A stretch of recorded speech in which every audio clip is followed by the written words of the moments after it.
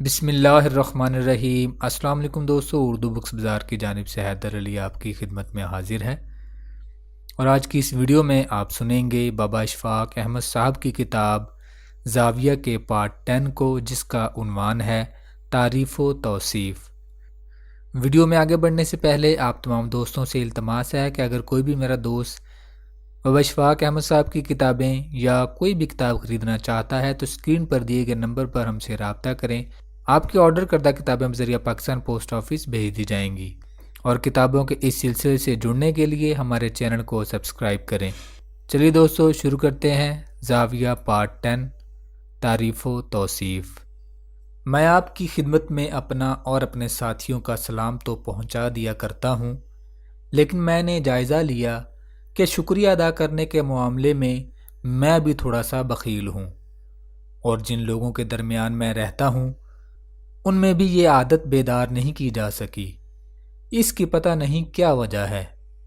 ہم بہت اچھے لوگ ہیں، پیارے لوگ ہیں، اچھی خوش بختی کا سامان مہیا کرتے ہیں ایک دوسرے کے لیے، لیکن تعریف و توصیف کے معاملے میں بخل سے کام لیتے ہیں۔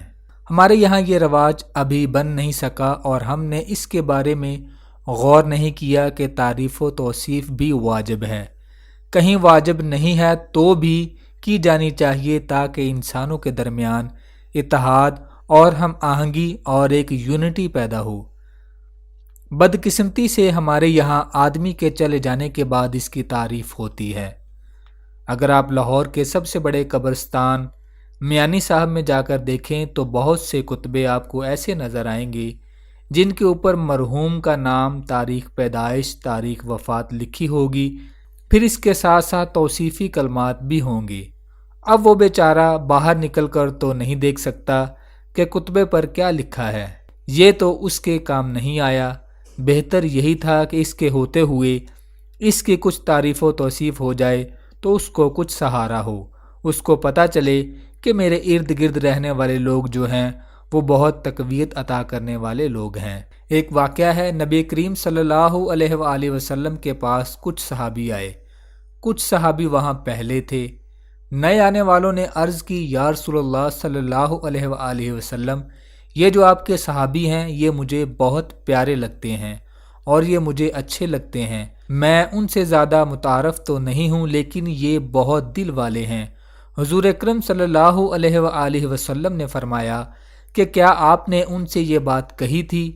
انہوں نے کہا، جی میں نے تو نہیں کہی تھی۔ کہنے لگے، فوراً جائیے ان کے پیچھے اور ان کے کندھے پر ہاتھ رکھ کر یہ کہیے، آپ مجھے اچھے لگتے ہیں، مجھے پیارے لگتے ہیں۔ تو وہ ان کے پیچھے بھاگے اور جا کے کہا کہ میں آپ سے بڑی محبت کرتا ہوں۔ تو انہوں نے ظاہر ہے محبت کا جواب محبت سے دیا ہوگا۔ ہمارے ہاں کچھ محبت کی کمی ہو رہی ہے، یہ نہیں کہ ہمارے دلوں میں نہیں ہے، میرے خیال میں ہمارے دلوں میں تو کافی محبت ہے۔ ہمارے لوک گیت اور لوک داستانیں بتاتے ہیں ہم بڑی محبت کرنے والے لوگ ہیں، لیکن زبان سے اظہار نہیں کر پاتے، پتہ نہیں کیا وجہ ہے۔ اور تعریف اور توصیف کا اظہار بے اختیار، بے ساختہ ہونا چاہیے۔ کتابوں کی رونمائی ہوتی ہے، تعریف و توصیف کی جاتی ہے مصنف کی، کتاب کی، وہ ایک طرح سے زبردستی کی تعریف ہوتی ہے۔ اچھی بات ہے، وہ بھی ہونی چاہیے۔ اب دیکھیے، کسی نے کتاب لکھی ہے، جیسے کہ وہ صاحب اولاد ہوا ہے، صاحب کتاب جو ہوا ہے، تو جو صاحب اولاد ہو اس کے گھر جا کر وداعی تو دینی پڑتی ہے نا، اور بعض اوقات تو یہ تعریف و توصیف آپ کا سہارا بھی بنتی ہیں، آپ کی مدد بھی کرتی ہیں، آپ کو محفوظ بھی رکھتی ہیں۔ ہمارے ایک پروفیسر تھے، وہ یہ کہا کرتے تھے، دیکھو جب آپ ہوٹل میں جائیں یا ریستوران میں جائیں اور کھانا کھائیں اور آپ کسی وجہ سے ناراض ہوں تو آپ بلا کر ہوٹل کے مینیجر کو جو چاہے کہہ لیں، کوئی اس میں بری بات نہیں ہے۔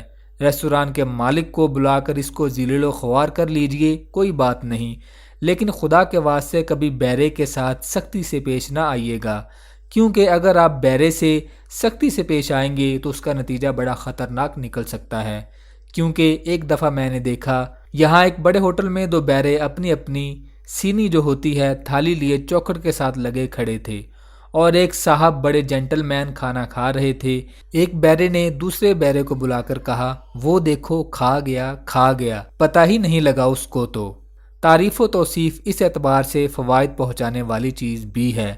ہمارے ہاں البتہ اس کی بہت کمی ہے، جس کی طرف میرا خیال ہے توجہ دی جانی چاہیے۔ دکاندار کے اور گاہک کے درمیان شکریہ کا جو چلن ہے وہ نہیں ہے۔ جب آپ پٹرول لیتے ہیں تو اس لڑکے سے جس نے آپ کا پٹرول ڈالا ہے کبھی آپ نے شکریہ نہیں کہا، اس لیے کہ آپ بڑے آدمی ہیں تو ہمیں کیا ضرورت پڑی ہے شکریہ ادا کرنے کی، کیونکہ ہمارے یہاں پر بڑے عرصے سے حکمرانی رہی ہے، بڑے بادشاہوں کی، پھر کمپنی بہادر کی، اور ہم نے یہ طریقہ کار اور چال چلن سیکھا ہی انہی سے ہے۔ شکریہ ادا کرنے سے آدمی خود مفرح ہوتا ہے اور اس کی روح پر اور اس کے وجود پر اور اس کی شخصیت پر اور اس کی فردیت پر بہت اچھا اثر پڑتا ہے۔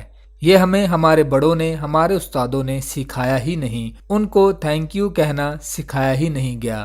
اگر بتایا جاتا تو ہم یقیناً اس کا پالن کرتے۔ جو ہمارے پروفیسر تھے جن کا میں نے ذکر کیا وہ پروفیسر نہیں تھے، میں پہلے بھی عرض کر چکا ہوں، یعنی استاد الاستاذہ اور استاد مکرم تھے، یعنی پروفیسر کے اوپر کی ڈگری تھی۔ وہ تشریف اسی لیے لائے تھے کہ سٹاف روم میں پروفیسر حضرات سے ملیں اور ان کو زندگی آموز اور زندگی آمیز چیزوں سے روشناس کرائیں۔ تو وہ کہا کرتے تھے کہ دیکھو یہ انسانوں کی بات ہے، جب کبھی بھی پودا زمین سے اکھاڑو تو پہلے اس سے اجازت لو کہ میں تمہیں اکھاڑنے لگا ہوں، اور میں تمہارا بڑا احترام کرتا ہوں اور تمہیں یقین دلاتا ہوں کہ میں تمہیں اکھاڑوں گا، تمہیں اپنے استعمال میں لاؤں گا، لیکن اس کے ساتھ میں تمہیں یقین دلاتا ہوں کہ ایک وقت ایسا بھی آئے گا کہ میں بھی تمہارے کام آؤں گا۔ میں جب مٹ جاؤں گا، میں جب کھاد بن جاؤں گا تو تیری نسل کے، تیرے خانوادے کے کام آؤں گا۔ یہ بڑے لوگوں کی بات ہے، تو ہمیشہ اس سے اجازت لے کے اس سے محبت کی گفتگو کر کے اکھاڑو، اور پھر فرماتے تھے کہ اس سے ہمیشہ اونچی آواز میں بات کرو، من من کر کے نہیں، تاکہ اوروں کو بھی سنائی دے کہ آپ اس کے شکر گزار ہو رہے ہیں، اسے اکھاڑ رہے ہیں۔ دھنیا کے پودے، پودینہ ہے، بے شمار چیزیں ہیں۔ میں نے کہا سر کبھی میں نے تو بندوں کا شکریہ ادا نہیں کیا، یہ آپ کیسی بات کر رہے ہیں؟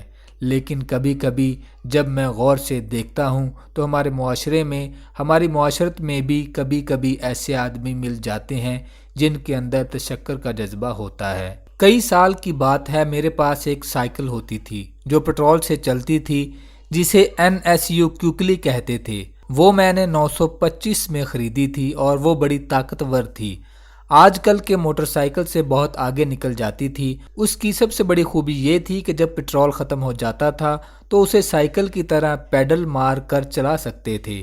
جرمنی کی بنی ہوئی تھی، مجھے بڑی مہربانی سے ڈائریکٹر آف انڈسٹری نے پرمٹ دیا تو ہم نے 935 روپے اکٹھے کر لیے، ساتھ کچھ پیسے دیے اور خریدی۔ یہ کافی دیر کی بات ہے، 1960 سے 1961 کی، تو میں اس کو چلاتا تھا۔ ایک دفعہ چلاتا ہوا چلا آ رہا تھا، بڑے فخر کے ساتھ، بڑی اچھی سواری تھی، لوگ پیچھے مڑ مڑ کے دیکھتے تھے کہ کتنا عزت والا آدمی ہے، اس کے پاس کیوکلی موٹر سائیکل ہے۔ ایک دفعہ میں آ رہا تھا تو سینٹر جیل کے پاس ایک نوجوان تھا، اس نے مجھے روکا، وہ بشرٹ پہنے تھا، پاؤں میں اس کے چپل تھی اور پرانی وضع کی ایک جینز پہنے ہوئے تھا۔ اس نے کہا جی مجھے آپ جتنی دور تک بھی لے جا سکتے ہیں لے جائیں۔ میں نے کہا ٹھیک ہے آئیے بیٹھیے، لیکن وہ مجھے تھوڑا سا مشکوک سا لگا تو میں نے کہا آپ یہاں کہاں تھے؟ تو اس نے کہا جی میں اپنے کچھ کاغذات لینے آیا تھا یہاں سے، جیل سے، میں پرسوں رہا ہوا تھا مگر میں اپنی چٹ بھول گیا، پتہ نہیں کیا چیز تھی۔ میں نے کہا یہاں آپ قید تھے؟ کہنے لگے ہاں جی میں بہت مشہور جیب تراش ہوں، گراہ کٹ۔ وہ کہنے لگا جی میرا علاقہ جو ہے وہ مصری شاہ ہے، مصری شاہ ایک علاقہ ہے لاہور کا، میں وہاں کا ہوں۔ مجھے پکڑ کر انہوں نے زبردستی مقدمہ کر دیا میرے اوپر، حالانکہ میرے خلاف لوگوں کی گواہیاں بھی نہیں تھیں۔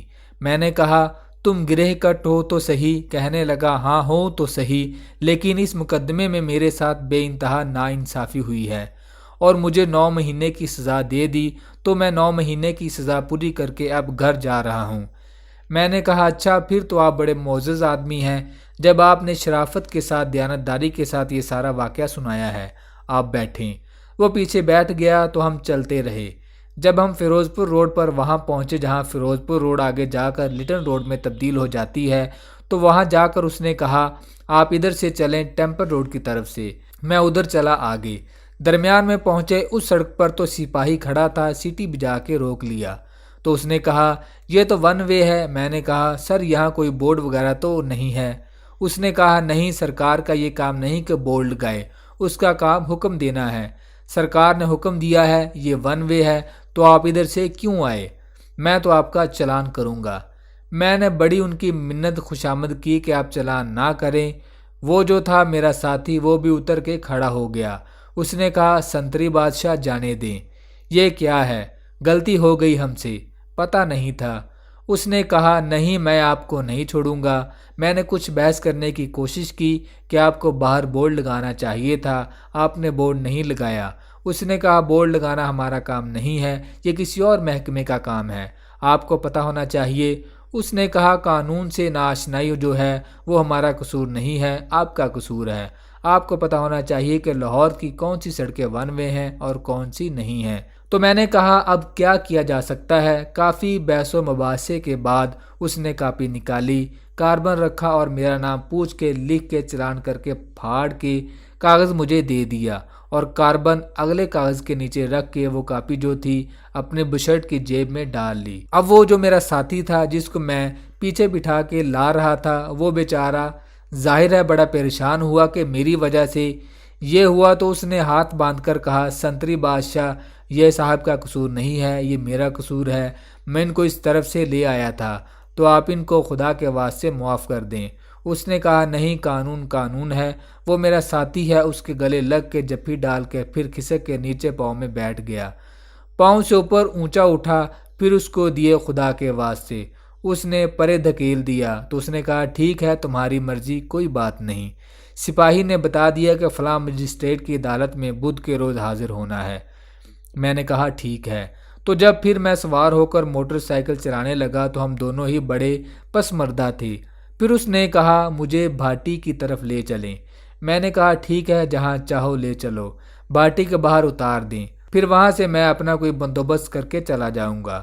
تو جب میں بھاٹی پہنچا تو اس نے کہا میں آپ کا بڑا شکر گزار ہوں، آپ نے بڑی محبت کے ساتھ، محنت کے ساتھ اور بڑی دید کے ساتھ مجھے یہاں تک پہنچایا۔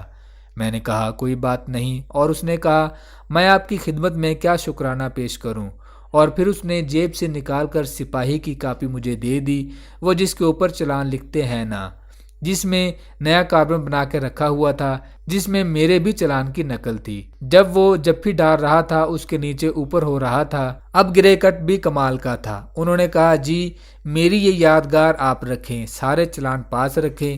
ایسے ہی مجھے یہ واقعہ یاد آ گیا۔ ایک آدمی کے اوپر جب کسی نے کوئی چھوٹا معمولی سا بھی کرم کیا ہو اس کا ایک بوجھ پڑتا ہے، اس بوجھ کی ادائیگی جو ہے فوری طور پر بہت ضروری ہے کہ کر دینی چاہیے، کم از کم شکریہ ادا کرنا چاہیے۔ جی بالکل، کم از کم شکریہ ادا کر دینا چاہیے۔ ہمارے ہاں رواج نہیں ہے جی، سکھایا ہی نہیں کسی نے۔ اگر ہمیں اسکول میں سکھایا گیا تو ٹیچر اور اسٹوڈنٹ کا جو تعلق ہے یا بڑوں کے ساتھ یا کہیں سے آپ کا کام ہو گیا ہے، لیکن ان چھوٹی چھوٹی جگہوں کے اوپر جہاں میں نے دیکھا دکانوں کے اوپر کبھی ہم نے شکریہ ادا کیا ہی نہیں۔ اگر ہمیں یہ بات بتائی جائے تو ہم کریں گے، جیسے ہمیں السلام علیکم کہنا بتایا گیا ہے۔ وہ اب بھی آپ دیکھتے ہیں صبح میں سیر کرنے جاتا ہوں تو آدمی سلام کیے بغیر ایک دوسرے کے قریب سے گزر جاتے ہیں، ورنہ آپ جا کر دیکھیں فرانس میں خاص طور پر جانتے نہیں ہیں ایک دوسرے کو، لیکن کہتے چلے جاتے ہیں بدستور، بڑی محبت بڑی دل جمعی کے ساتھ کہتے چلے جاتے ہیں۔ ہمارے ہاں میں نہیں سمجھتا کہ کسی قسم کا بوجھ ہے یا کوئی اس کے اوپر ہمارے اندر جیلسی ہے یا کوئی جھگڑا۔ ہمارے اندر ایک بات البتہ ہے کہ آدمی اپنے آپ کو اس مرتبے کا سمجھتا ہے کہ وہ کہتا ہے میں اس کا کیا شکریہ ادا کروں۔ مثلاً آپ سڑک سے گزر رہے ہیں تو سڑک پر سے گزرتے ہوئے خاکروب جو ہے وہ جھاڑو دے رہا ہے۔ خاکروب عام طور پر اچھے لوگ ہوتے ہیں، وہ جھاڑو روک لیتا ہے اور آپ گزر جاتے ہیں تو آپ کبھی اس کا شکریہ مہربانی نہیں کہتے ہیں۔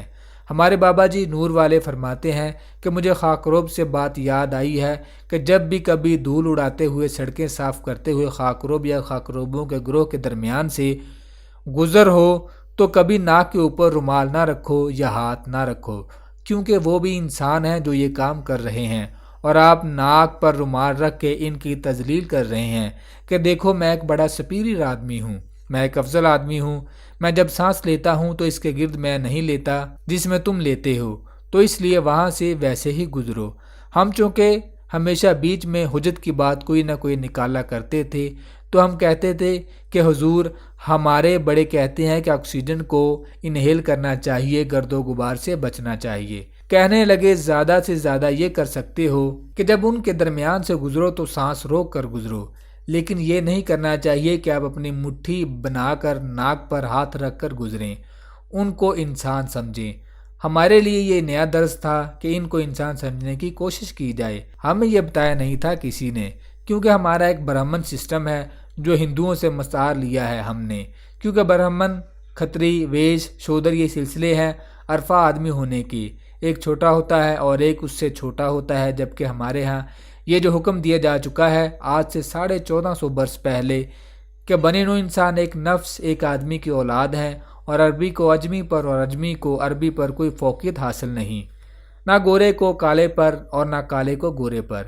لیکن بدقسمتی سے ہم اس درس کے قریب ایک صاحب حال ہونے کی حیثیت سے نہیں گزرے، صرف اقتصابی طور پر ہم نے پڑھا ہے یا کتابوں میں پڑھا ہے، اسی کو لے کر آگے چلتے رہے ہیں۔ مجھے اپنے وہ استاد ماسٹروں یاد آ رہے ہیں کہ کئی دفعہ چھٹی کے دن جب آدھی چھٹی ہوتی تھی یونیورسٹی میں تو ہم پروفیسران سے درخواست کرتے تھے کہ آپ ہم کو ساتھ لے کر چلیں اور ہم آپ کی معیت میں گھومنا چاہتے ہیں۔ چھوٹے چھوٹے پہاڑوں کے اندر سے لے کر گزرتے ایک نالا آتا تھا، ایک برساتی نالا کہہ لیں، اس کے اوپر کوئی 15-20 فٹ لمبا پل ہوگا، پرانی وضع کا، جیسے آپ نے دیکھا ہوگا ہمارے شمالی علاقوں میں۔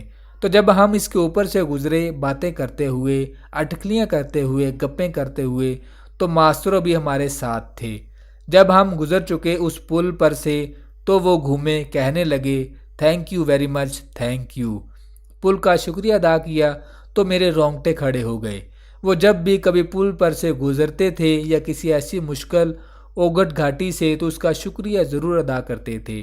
میں اس سے گزرا ہوں تو ان کی محبت کا یہ پہلو اور ان کی نرت اتنی خوبصورت ہوتی تھی کہ جب وہ پلٹتے تھے نہ ہاتھ اٹھاتے نہ شکریہ ادا کرنے کے لیے جی چاہتا تھا کہ ہماری راہ میں ایسی مشکلات آتی رہیں اور ماسٹروں ہمارے ساتھ چلتے رہیں اور وہ شکریہ ادا کرتے رہیں اور ہم اس سے سیکھتے رہیں کہ شکریہ ادا کرنے کے لیے کیسے کیسے رموز ہیں اور اس کے ساتھ کتنے کتنے زاویے ہیں اور کیسے کیسے ان کے پہلو ہیں۔ میں یہ آپ سے عرض کر رہا تھا کہ ہمیں بدقسمتی سے بتایا نہیں گیا، سکھایا نہیں گیا، ورنہ ہم کافی اچھے لوگ ہیں۔ میں اس لیے نہیں کہتا کہ میں ان لوگوں سے تعلق رکھتا ہوں، ہم میں کافی خوبیاں ہیں، ہم محنتی لوگ ہیں۔ آپ نے دیکھا چاہے گھر میں ہم محنت نہ کریں، باہر جا کر بحرین، امریکہ، دبئی میں ہم نے وہاں اپنا سکہ کمال دکھایا ہے، یہاں بھی بڑی تیزی کے ساتھ کام کر رہے ہیں اور انشاءاللہ تعالی اپنے ملک کو بھی بلڈ کر کے رہیں گے۔ میں معافی چاہتا ہوں، ہمارے سیاستدانوں نے ہماری ایک ہی ٹریننگ کی کہ اپنا حق حاصل کرو اور کرنے کے لیے لڑو اور کوشش کرتے رہو، کسی نے اپنے فرائض کی طرف توجہ نہیں دلائی۔ اگر آج سے اس تاریخ سے یعنی 1999 میں یہ شروع کر لیا جائے کہ کچھ ہمارے حقوق ہیں، کچھ ہمارے فرائض ہیں اور یہ ہم پورے کریں گے اور پھر ہم اپنے حقوق مانگیں گے تو فائدہ ہوگا۔ میں پھر دبی زبان میں عرض کروں گا کہ ہمارے سیاستدانوں نے اس کی طرف توجہ نہیں دی، بلکہ اگر دی ہوگی تو دوسری طرف لے جانے کی دی۔ اب اگر ان کا خیال آ جائے اور ہم پر مہربانی فرمانا چاہیں تو ہم کو فرائض کی طرف بھی متوجہ کریں۔ میں ان کو یقین دلانا چاہتا ہوں آپ کی طرف سے اور سارے ویورز کی طرف سے کہ ہم اپنے حق ادا کرنے میں بھی خدا کے فضل سے فرائض ادا کرنے میں بھی ویسے ہی ثابت ہوں گے جیسے کہ ہم اپنے حقوق مانگنے کے لیے بے چین رہتے ہیں۔ اکثر کہا جاتا ہے سسٹم میں خرابی ہے، سسٹم میں خرابی نہیں، سسٹم میں بے خیالی ہے، انڈیفرنس ہے۔ اگر آپ یہ پورا تہیہ کر لیں ایک فریم ورک کے اندر میں آپ ہم سارے، تو پھر وہ سسٹم جو کہ خراب سسٹم ہے وہ رہتا ہی نہیں اور وہ رواں دواں قافلہ ہوتا جاتا ہے تخلیقات کی طرف۔ لیکن لڑکیاں تو شکریہ ادا کرتی ہیں، اپنی سہیلیوں کا شکریہ ادا کرتی ہیں یا نوکروں کا بھی کرتی ہیں۔ آپ کا بہت بہت شکریہ کہ آپ یہاں تشریف لائے اور خواتین و حضرات کا اس سے بھی زیادہ شکریہ کہ آپ نے اس پروگرام کو برداشت کیا۔ پھر انشاءاللہ اگلی مرتبہ آپ کی خدمت میں حاضر ہوں گے اور کچھ مزید ایسی ہی باتیں کریں گے۔ اللہ آپ کو آسانیاں عطا فرمائے اور آسانیاں تقسیم کرنے کا شرف عطا فرمائے۔ دوستو آپ سن رہے تھے زاویہ پارٹ 10 جس کا عنوان تھا تعریف و توصیف۔ پارٹ 11 میں آپ سنیں گے اندر کی تبدیلی۔ دوستوں، کتابوں کے اس سلسلے سے جڑنے کے لیے ہمارے چینل کو سبسکرائب کر کے گھنٹی کا بٹن ضرور دبا دیں تاکہ ہماری آنے والی ہر نئی ویڈیو آپ تک بر وقت پہنچتی رہے۔ اور اگر کوئی بھی دوست کتابیں خریدنا چاہتا ہے، آن لائن کتابیں خریدنا چاہتا ہے، تو اسکرین پر دیے گئے نمبر پر ہمیں واٹس ایپ کریں، میسج کریں یا کال کریں اور اپنی مطلوبہ کتاب ہمیں آرڈر کریں۔ آپ کی آرڈر کردہ کتابیں ہم ذریعہ پاکستان پوسٹ آفس 3 سے 4 دن کے اندر کیش آن ڈیلیوری بھیج دی جائیں گی۔ آپ کسی بھی قسم کی کتاب آرڈر کر سکتے ہیں۔ آپ بابا اشفاق احمد صاحب کی کتابیں خریدنا چاہتے ہیں، قاسم علی شاہ صاحب کی کتابیں خریدنا چاہتے ہیں، اسلامک کتابیں خریدنا چاہتے ہیں، موٹیویشنز کتابیں خریدنا چاہتے ہیں یا طب کی حکمت کی کتابیں خریدنا چاہتے ہیں، آپ ہم سے رابطہ کر سکتے ہیں۔ ہمارا سیٹ اپ لاہور اردو بازار میں ہے۔ اسی کے ساتھ ہی مجھے اجازت دیجیے۔ اللہ آپ کا حامی و ناصر ہو۔ جزاک اللہ۔